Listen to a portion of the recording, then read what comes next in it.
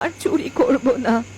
আকাশ, ও আকাশ, আমায় তুমি ছেড়ে দাও। পরদিন সকালে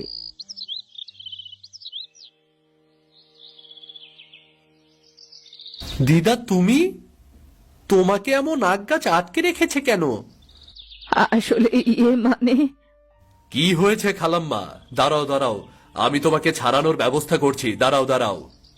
তখনই হঠাৎ করে আগ গাছ কথা বলে উঠল। লাভ হবে না, তুমি ওখানেই দাঁড়িয়ে যাও। এই আগ তো দেখছি সত্যি জাদুর আগ। কেমন করে মানুষের মতো কথা বলছে। আমি কথা বলতে পারি, তোমরা গরিব কিন্তু অনেক ভালো, সহজ সরল, তাই আমি তোমাদের সাহায্য করতে এসেছি।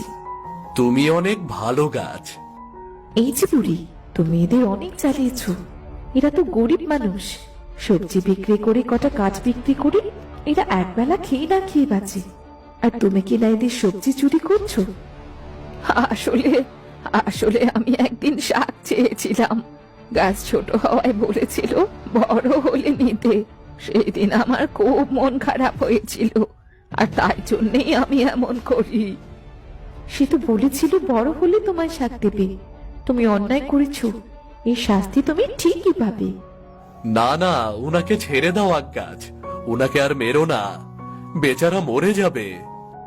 রমেশের কথা শুনে আগ গাছ বৃদ্ধ মহিলাকে ছেড়ে দিল আর বলল, তোমাদের কথা শুনে ওকে আমি ছেড়ে দিলাম, তবে এই কথা যদি তুই কাউকে বলেছিস তাহলে তুই আর বাঁচবি না। আমি কাউকে কিছু বলবো না, নিজের প্রাণ বাঁচানো ফরজ। এই বলে বৃদ্ধ মহিলা সেখান থেকে চলে গেল। এরপর বলি, তোমার গাছে তো কত আখ হয়েছে। এত আখ তো আমি আগে কখনো দেখিনি। আমি দেখিনি আর